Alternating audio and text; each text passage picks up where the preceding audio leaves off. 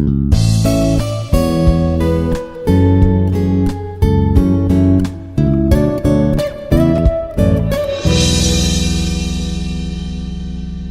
everyone, my name is Dr. Nagaraju, working as Assistant Professor in the Department of CSE and ML in Institute of Aeronautical Engineering, Hyderabad. So today I am here to present the second session on this Prolog fundamentals. Before moving into this concept, I sincerely request you, if you have not watched the previous video, you kindly watch it and come back. Why? Because in that lecture we have discussed various theoretical aspects about Prolog. And we have also seen certain kind of explanation how this Prolog can be it is going to act as a declarative language, and how it is going to include some kinds of logics. And also we have seen some of the programming related concepts in that session. So in this today's session we are going to cover up the continuation part of that one. That's why I named this one as the Prolog fundamental session 2. So during this session we are going to cover two important concepts, which we can say that one is the rules in Prolog and another one is database files in Prolog. So even though the topics are only two, but we are going to take a lot of examples in order to understand how these rules can be represented in Prolog, and also what will be the importance of database files in Prolog and how we can prepare them and how we can start asking the questions to this database that we are going to see with suitable examples. So before moving it, let us try to have some few points about the theory about these rules in Prolog. So we discussed in the earlier session that Prolog is nothing but programming in logic, which is going to provide a knowledge base in the form of a logic. Means either it can be propositional logic or it can be predicate logic. Means initially what happens when it comes to the Prolog programming, whatever the knowledge we represented by using this predicate logic and propositional logic, that thing we are going to convert into the programming instructions. So to do such kind of things, we are making use of this language called as Prolog language. So in the earlier session, we discussed about certain kind of facts, what is a fact and how facts can be represented. So here we will try to concentrate on the rules, and while taking the examples, we will work on the facts as well as rules. So what are rules in Prolog and why they are used for? So rules in Prolog are used to say the dependency of one fact with a group of other facts. So we say that fact is also called as a certain kind of clause, we can say. So in the knowledge base, means our primary step in preparing this Prolog program is we need to prepare the knowledge base. So what the knowledge base is going to have, it is going to include certain kinds of clauses, or in simple words we can say it is going to include certain kinds of facts and certain rules. So facts are going to represent only the general sentences that are available. Okay, but when it comes to rules, it is just conditional based kind of things. So here in simple words, if you want to understand what is this rules, we can say that rule is a kind of thing which is going to show the dependency between the given facts. I mean, for example, there are 5 facts in our knowledge base, and if you select one particular fact, what is the dependency of the one fact on the other 4 facts. Okay, so that is going to represent by the rules. Okay, and a rule is a statement that talks about objects and the relationships among them. Right? It is also going to talk or discuss about the objects, means various objects that are involved, and also the relationship that exists between the objects. Okay, so why this kind of things is required means in order to understand whether is there any dependency between the objects or not. Why? Because for example, if you take think that there is an example which is that there is a table. Okay, there is a table and there are some objects on this table. Right? We asked a robot in order to move this table from one room to another room. Okay, try to understand the problem. I'm making this problem as so simple. What is that? There is a table. We are asking a robot to shift this table from one room to another room. So in this case, what happened? There are 3 different objects. So one object is the table, the other object is this object, and another one is this one. So totally 3 objects are there. So why we are representing these rules means in order to show the dependency between these objects. Why? Because is there any dependency between this object 3 and object 1? So what happens if you could not able to represent the dependency between these two? What happens if you write a program to move this table from this one room to another room, only this table is going to move. But what happened in this particular case, whenever a table is moved from one room to another room, whatever the objects that present on the table also need to move. So what this statement is telling, what this explanation is telling all about means there is a dependency between these objects. In this scenario, there are three objects involved and three objects are having dependency. So how you are going to represent this kind of dependency means by using certain kind of rules. That's why we say that rules are used in order to show the dependency. It can be a dependency between the fact in the sense here we are taking the scenario, but if you talk in terms of objects and its relationships, we can say like this: rules are going to show, or rules are going to represent the dependency between the objects. Dependency between the objects and also the relationship between the objects. Is there any relationship exists? Okay, so that's why whenever we are dealing with more complex problems of artificial intelligence, you should suppose to have lot number of rules. Okay, so every rule we can say that it is made up of the head and the body. Okay, right? Every rule is going to have some head and body, and this head and body we are going to separate with a symbol called as colon and a hyphen. Colon and a hyphen. So in simple words, we can say that at the left hand side you are going to have the head, and it is going to separate with a colon and a hyphen, and at the right hand side you are going to have the body. So we can say this is the general way how we are going to write the rules. Okay, so what this head is going to tell all about and what this body is going to tell about. Mostly what happens whenever we mention this colon and hyphen, we are going to pronounce it as if. Okay, it is going to pronounce it as if, means the rules, if you clearly monitor, they are going to be in this fashion. So if means if certain kind of condition is matching, if certain kind of condition is matching, so what are the statements need to be executed? Statement, or it can be some n number of statements. Okay, means for a particular situation, what are the actions need to be taken? So here I have represented in the programmatical form, but actually what happens if means we can say that if means for a particular situation, if this is the situation, the rule is going to explain in this way. If there is a situation, this kind of situation is there, so what kind of actions need to be taken? What kind of actions need to be taken? So this situation is going to talk about by this head, and what are the actions need to be taken is going to talk about by this body. Okay, so like that we need to represent. That's why we say that whenever we represent the represent these rules, we are going to separate that rule in two parts. One part is called as head part, and another part is called as body part. And in simple words, we are going to represent that colon and hyphen as a if. And let us try to see some of the examples. So there is a probability of defining the relationship in this particular fashion. So grandparent x comma y. Okay, grandparent x comma y. So in the earlier session we discussed about this thing, how to understand this particular statement. So how it will becomes x is the grandparent of y. X is the grandparent of y. We need to understand in this particular fashion. And for example, if there are some relations like uncle x comma y and aunt x comma y. So in this case, either you can represent as grandparent x comma y as per this statement, or otherwise you can represent these two statements as a single statement, saying it as uncle aunt x comma y. Okay, so we can say that this is not a rule actually. This is just a fact. This is just a fact. So by using these facts, we can define the rules. How can we define the rules? So just now we discussed that there will be the two portions. There are two portions of this rule. Okay, one is the left hand portion which is going to talk about the head. So in this case, what is the head? Grandparent of x comma y is the head. And what is the body? This is the body. So progenitor x comma z comma, here comma is nothing but the and. You try to understand. Okay, so this kind of representation we do in the Prolog.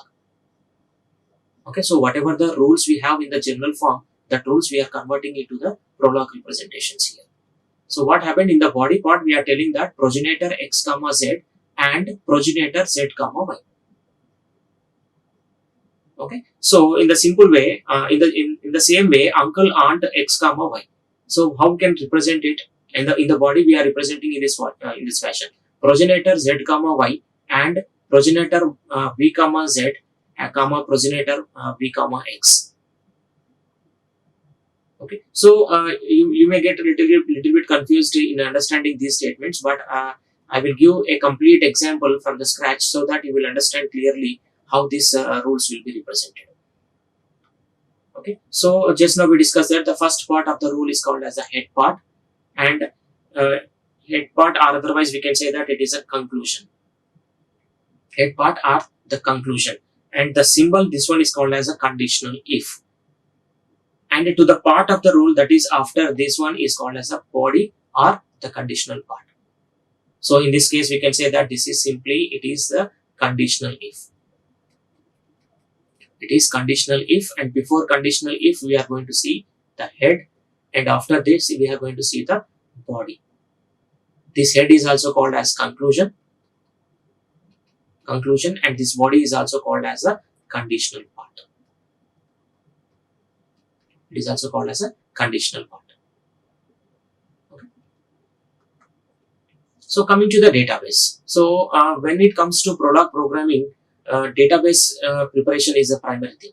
Means before testing that whether the AI machine has understood anything or not, learned anything or not. So before that, you should supposed to prepare the database. So in the database, we are going to include certain kinds of facts and certain rules, and that rules and facts we are going to give it to the AI agent or an AI machine, which is going to learn.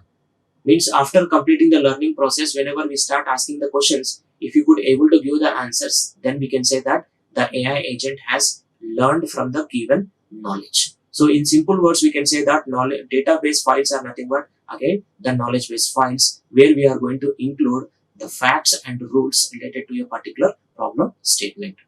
Okay, so once we know what are the different facts or what are the different rules that are applicable to a particular problem, then we should suppose to upload those things to the Prolog.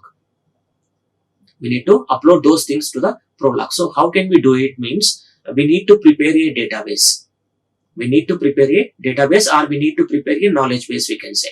So what is the means during our sessions we are going to use a particular application which is called as SWI Prolog. SWI Prolog is the application we are using during our sessions, and I strongly suggest you to use this only in order to follow our examples. Okay, so that you will not find any difficulty while doing the practice. So let us try to, means by using this SWI Prolog, our first primary duty is we need to prepare the database. We need to prepare the database.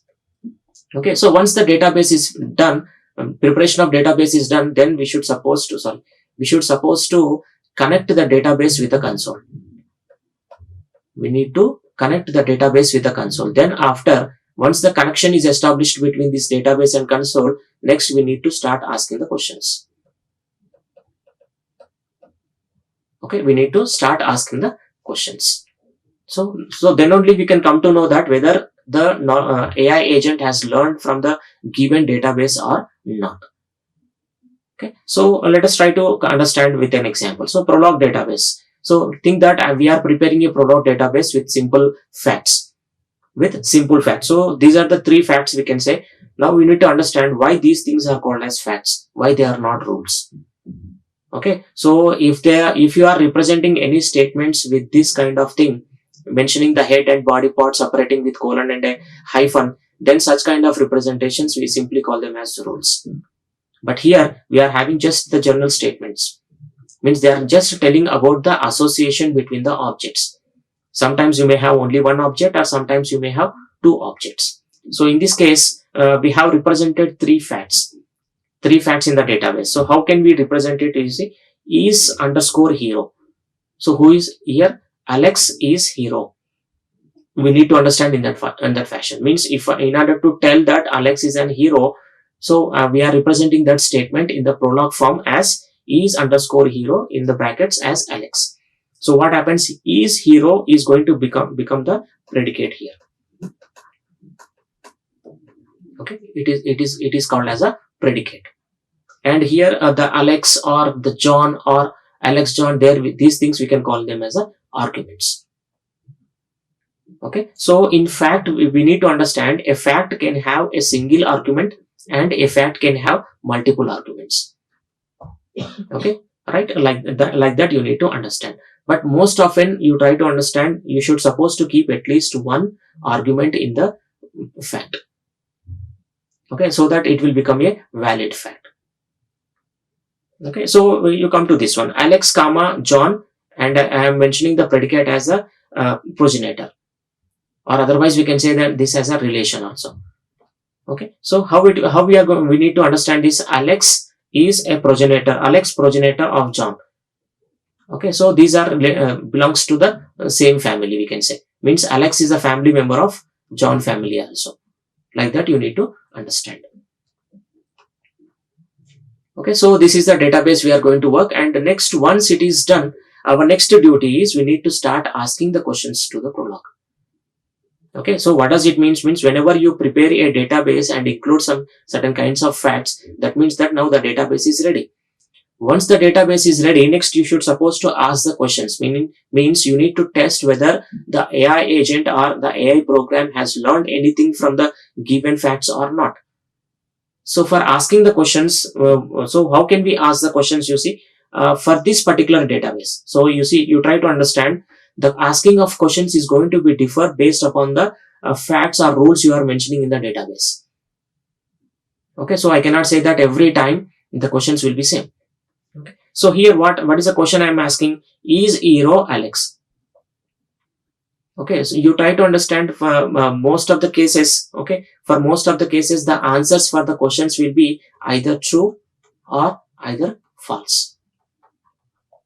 Either true or false. So what is the first question we are asking to the Prolog? That is hero underscore Alex. So what happens? So the answer we got true. Okay, why it is true? Means is underscore hero Alex is a fact which we have mentioned in the database. So that's why, as it is matching with the database, means the question is matching with the database, simply the Prolog interpreter has given the answer as true. But if you understand more clearly, here what is happening means, before giving the answer true, it is going to check for the unification rules. Unification rules. Already in the earlier session we discussed that there are 3 unification rules will be there. So until and unless this particular question satisfies the 3 unification rules, you will not get the answer as true. Okay, so what is the 3 unification rules? The first one is the relationship name should be same. Means here it is underscore hero, and in the database also it is underscore hero. The number of arguments in the fact and in the question should be same. So how many facts we have, how many arguments we have asked given here? Only 1. So in the database also we are having only 1. Okay, that is the second one. Right, means relation name should match, number of arguments should match, and even the arguments also need to be matched. Okay, so what is the argument here? We have taken it as Alex. Okay, so what is the argument in the database? Alex only. So in this case we can say that both 3 unification rules are matching. That's why we get the answer as true. You try to observe the second question we have asked. What is that? Is underscore hero, in the bracket we have written as Adam. You try to observe the unification rules. What is that? Is underscore hero, it is there. Means the first unification rule is true. Second unification rule, number of arguments should be same. So Adam 1 argument, and here also John is 1 argument, and Alex is 1 argument. Of course 2 facts are there to the same question. 2 facts are matching. But what about the third one? The argument should be same. The argument should be same. So in the fact what we have done, we have mentioned Alex and we have mentioned John, but in the question we are asking as Adam. Okay, so as the third unification rule is not matching, the answer what we are getting is false. Means the Prolog interpreter is going to work in this particular scenario, in this particular way. So next we are increasing the complexity in asking the questions. So what is that? The question is, who is the progenitor of John? Who is the progenitor of John? So this is a question. So the question we have mentioned is progenitor X comma John. Now again the unification rule. What is that? The data relation name should match, the number of arguments should match, and also the argument should match. Only the thing you need to observe here is in place of X in the Prolog database we have mentioned Alex, and John is matching. John and John is matching. So what is the question we are asking? What is the progenitor of John? Means who is the family member of John? So from the database we will come to know that Alex is the family member of John. But whether this knowledge has learned by the AI machine or not, to understand that one we are asking the question. So in place of X, what the Prolog interpreter is going to do? It is going to replace this X with Alex. Replace in the sense in here capital X. If I mention capital X, this will become the variable. This is the variable. So that's why the answer what we got is X equal to Alex. Okay, so in this case, you try to understand. In this case, the answers are not true or false. Okay, but the answers are some values we are getting. Similarly, who is the successor of Alex? Who is the successor of Alex? So successor in the case what happened? Alex and Alex are same, and in place of John we have represented some variable name Y. Okay, so the answer what you are going to get is Y equal to John. Okay, so this is the way how we need to understand how the databases can be prepared and how the questions can be framed. Take the other example. So we have mentioned almost all 6 facts we can say. So these are all not rules. We didn't move into the rules so far. We are talking about the facts only. So how many rules we have mentioned? 6 facts we have mentioned, and all the relation names are likes only. Only the thing is there is some kind of variation in between these. All are of 2 arguments, but only the thing is the names are different. Okay, so we will try to see how to make use of these things. You try to observe. So this is the screen, means I have given this screen in order to make you understand how this SWI Prolog environment will looks like. So what is the first step you have to do is you should suppose to install SWI Prolog in your system. Okay, then after you have to open the SWI Prolog. So we can say this is the SWI Prolog screen you are going to get. And next, okay, in next, so what you have to do is in the file menu. In the file menu, you go to you click on new. When you click on new, you are going to get this environment. You are going to get this environment, where we are going to prepare the knowledge base. So next, once we get the new file, so what you have to do is you need to copy or you need to type these facts in this. So it will be like this. Okay. Then once you copied or typed these facts in the environment, empty space. Okay, right. And now you try to save that file. Okay. Don't forget to give the extension .pl to this particular file. Why? Because the Prolog programs we are going to save with the .pl extension. So that is a must. Okay. So once you save the file, next you come back to the console. You come back to the console. So this is a console here, SWI Prolog console. Once you enter into the console, your first duty is you need to use this particular command. What is that command? It is called as consult. It is called as consult, right? Why we use this consult means in order to connect this database with our SWI console. Okay, so consult, right? In the bracket, you mention the name of the database. So what is the name of the database? So here we have mentioned the name of the database as New World. So here you write it as New World. And no need to mention the extension here. Simply you type consult New World, and at the end don't forget to keep the dot. That is very, very important. But because every command in Prolog, it is going to end up with a dot. Okay, so this is the thing one. So whatever the answer, what answer you will get, it is true. So why it is true means that particular database connectivity is done. Okay, database connectivity is done. One thing we can understand like that, or otherwise we can say that this New World database is available and it is now ready to use. Okay, like that also you can understand. So once it is done, next you should supposed to ask the questions. You have to keep on asking the questions. So what is the first question I am asking? Likes George comma X. Right, I am writing this statement here once again. Likes, okay, likes George comma X. This is a question we are asking. Dot should be there. So you need to understand how the answer is getting. Why? Because all the facts are having the same predicate, that is likes, and all the predicate or relation you can understand. So all the relations are having two arguments only. Here also two arguments. So the first argument should be the same. What is the first argument? George. So here is George, here is also there, here is also there. So we can, so the interpreter is going to consider the first three. Okay, coming to the X. So here it is a variable we are using in order to hold the answer. So what is the answer? What is the answer? So here the answer first we got is Kate. So why it is Kate? Why? Because whenever a search process is happening, the Prolog interpreter is going to start from the first line of the database and it will keep on moving to the end of the line. So when it starts from the first line, the matching is found in this particular statement only, in this particular fact only. That's why the first answer what we get is Kate.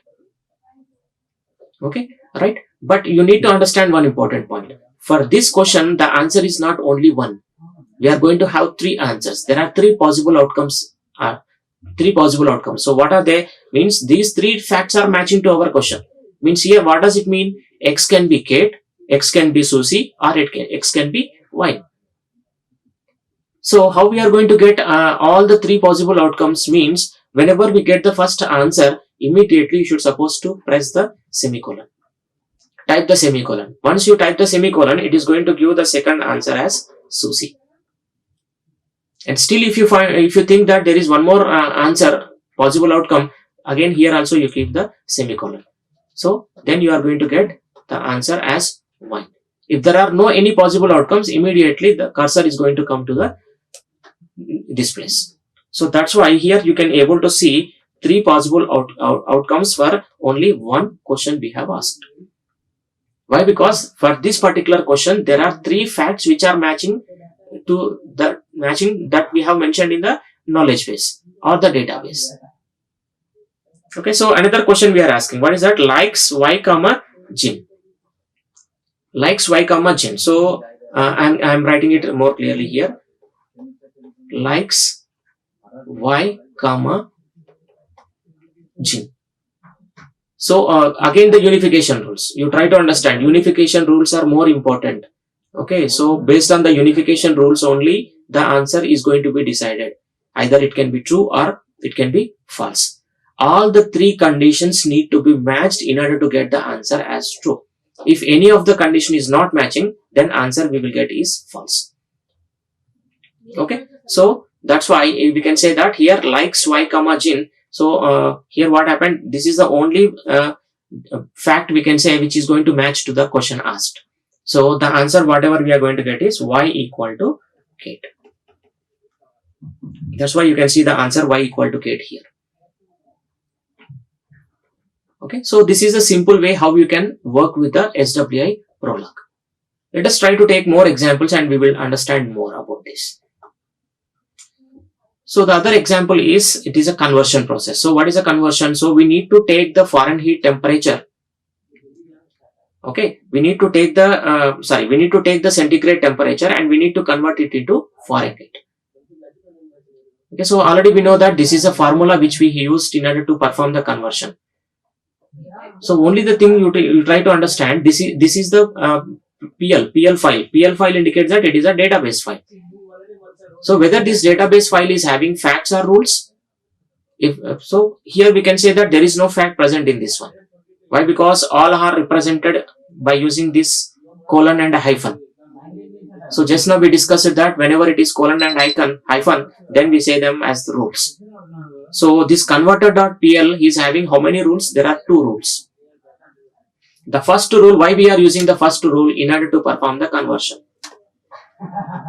in order to perform the conversion. And what is the second rule we are using in order to make understand, means in order to understand whether it is freezing outside or not. Okay, so the formula we have written at the body side, conditional body we can say. Conditional body, in the conditional body, F is, you try to understand, generally we are going to write in this particular fashion. So in place of this symbol we are using F is. The remaining things are same. What is that? The formula to make the conversion, C into 9 by 5 plus 32. So this kind of the same formula we have written by using the parenthesis. Why? Because even Bodmer's rules are going to work here also. Okay, so the first rule is going to do the conversion process, that is converting the centigrade temperature into Fahrenheit temperature. And next we have mentioned another rule which is going to say whether there is a freezing outside or not. So whenever the user is entering the value below 32, then it is going to tell that outside it is freezing. Otherwise it is going to tell that there is no freezing. Okay, so how it is going to tell? Either it is either true or false. In the true or false case. But this is not the true or false. Means the answers for the first conversion is not the true or false. We are going to get the converted value. Okay.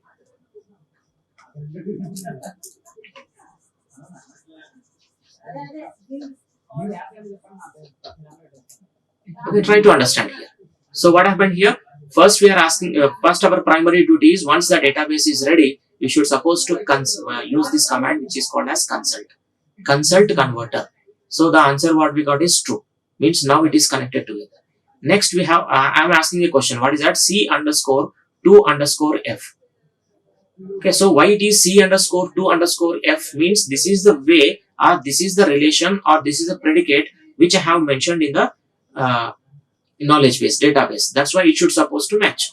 So what is the answer we are giving? Means what is the values we are giving? One is 100. Means 100 is the centigrade temperature. 100 is the centigrade temperature. Why? Because the first C is going to talk about, the first variable is going to talk about the centigrade temperature, and the second one is going to talk about the Fahrenheit temperature. Okay, so we are giving the centigrade temperature as 100 and we are asking to calculate X. So after calculating the X, the answer of what we got is 212.0. Okay, so if you are giving the centigrade temperature as 10.5, so the Fahrenheit temperature you are going to get is this value. Okay, right? Even here also the same unification rules will match. If the question you asked does not satisfy the 3 unification rules, you are not going to get the answers. You will get some kind of errors. Okay, right? And coming to this one, the second rule. Of course, these 2 rules are independent. We have not mentioned any connectivity between these 2 rules. 2 rules are different. So, what is the second rule we are asking? Second question we are asking is freezing 45. So, what is the condition we have mentioned here? Less than 32 only, then it should be freezing. Otherwise, it is not freezing. So, not freezing we are telling in terms of the word. Means the Prolog interpreter is going to tell in terms of false. Whenever I represent freezing 15, then the answer we are going to get is true. Why? Because it is satisfying this particular condition. You can observe this, right? The same thing again, you have to open the SWI Prolog, go to the file menu, click on new, and then this particular window is going to come, and here you mention the 2 rules here and save it. Right? Once it is saved, then you perform the consultant and then you keep on asking the questions. Next, we will take one more example, which is population density. So this is a code. Okay, this is a code I have taken from source internet sources, and this code is going to tell how the population density can be calculated. So for that one, we have mentioned the facts first. These are all the facts, and even these are also called as a facts only. So what are the facts? We are going to talk about the population of each and every country. So here we mentioned about USA, 280 we have represented, means 280 means in billions, 1000 means 1000 billion, 1200 means 1.2 billion. Okay, so we cannot, we need not to worry about this units here. Only simply you concentrate on these numbers. Okay, so Brazil is having 130, China is having 1200, India is having 1000 like that.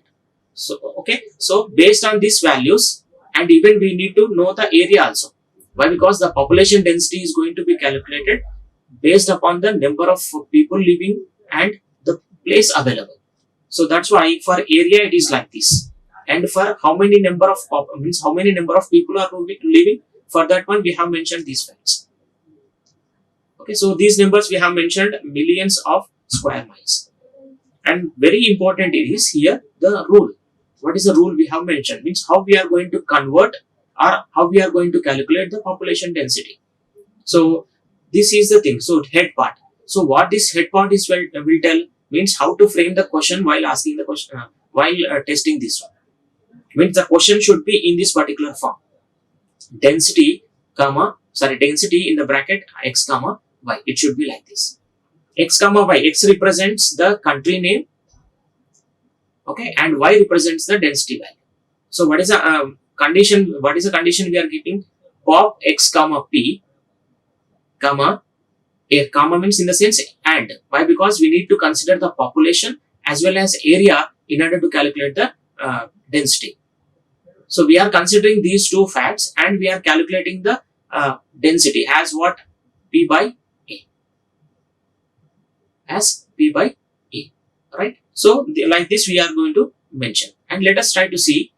Okay. See here the same thing. What we have done, whatever the database we discussed so far, that we have kept in the Prolog and we saved it, and we try to connect this one. What is that? The same thing, the same command we are going to use is which is called as consult, right? Consult of. So what is the name we have given to this one? Density.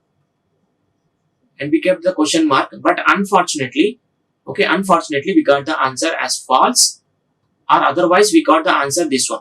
What is that? Density source link density does not exist. Okay, this kind of answers also results also you are going to get sometimes. So what does it mean? Just now it is very clear here. It is very clear that we have created a file density.py, but why we are getting an error? So you need to make sure that means whenever you are preparing the databases, you need to make sure that the path means the folder. So whenever you install this SWI Prolog, you are going to get a folder called as Prolog folder. So in this Prolog folder only you have to save the files. Okay, converter. Sorry, it is density.pl. Okay, right. If you save the files in this folder only, you are not going to get this kind of errors. Okay, right. So you need to make sure about this in order to overcome this kind of problems.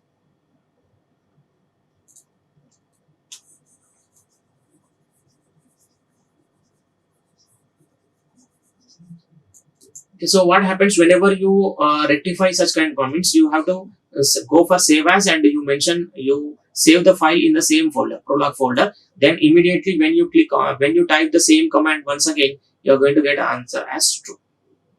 But in the earlier case, it was not like that. Why? Because the Prolog folder is somewhere, and means the Prolog is somewhere, and your file is somewhere. Means your database file is somewhere.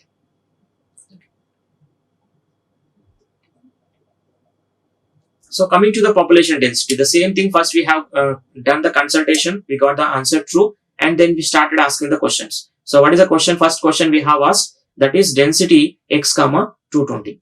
Right? I am going to write it once again here. Density x comma 280. Okay, so the answer we got is false. The answer we got is false. So we need to understand why it is false. X comma 280. Okay, right? Why it is x comma 280 means you need to calculate, means you should not supposed to mention the value like this. So what we have to do, we have to reframe the question how it is like this. So what is that? Density USA. Why? Because in this case we mentioned as x, right? But what we have to do is we cannot supposed to mention the question in this way. So I am specifying directly that density USA comma x. So by taking the population and the area of USA, the Prolog database should supposed to calculate the value of x. which is nothing but the density here. So the answer we are going to get is like this, x equal to 93.33 like this. In the similar fashion, density China comma z. Okay, density China comma z, and the answer we are going to get is 300. Okay, like this we should suppose to ask the questions to the Prolog database to calculate the population density. Of course, these are not the standard questions. You can frame your own questions, and you can frame your own facts and own rules, and you can define as you like. So completely we can say that it is not problem specific. The questions are not problem. Of course, they are problem specific, but the way how we are asking the questions, that is going to differ from one programmer to the another programmer. Okay, coming to this another example, which is used to find out the factorial of a given number.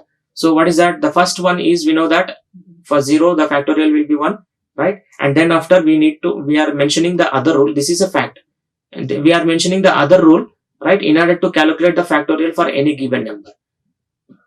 Okay, so this is already the known formula only, so I am not concentrating on this explanation. So directly we will move into the consultation. So first what we have done, we have used the consult factorial, and we got some answers like this. What is that? Factorial compiled at 0.00 seconds and having 736 bytes, and the answer is S. Right? S or true, both are same only. There is no problem here. Okay, so what does it mean? Consult has been done. And once it is done, our next duty is we need to ask the questions. Okay, so what is the question we have asked? I mentioned it as factorial of 3. So what is my intention actually?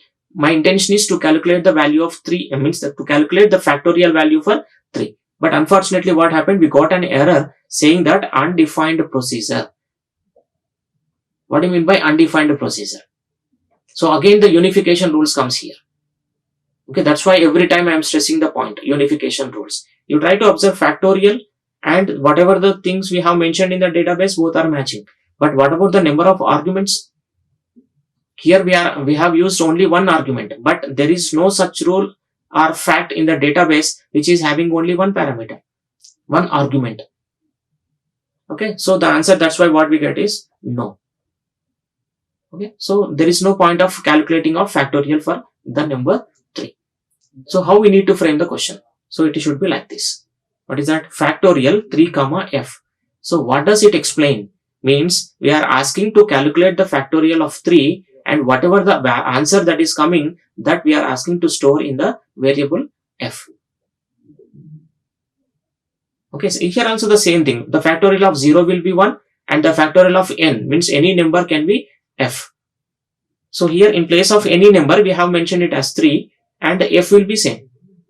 So all the 3 unification rules are matching here. That's why the answer we got is S or true, and also we are getting the factorial value of 3. Okay, so these are the different kinds of observations you should supposed to do, and you need to remember all these points while working with the Prolog programs. Okay, so these are the 2 references I have used in order to prepare this content, and hope so you understood the points, how the facts can be used, and how rules can be mentioned, how the questions can be prepared.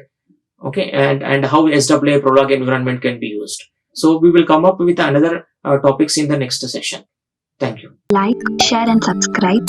Hit the bell icon for more updates.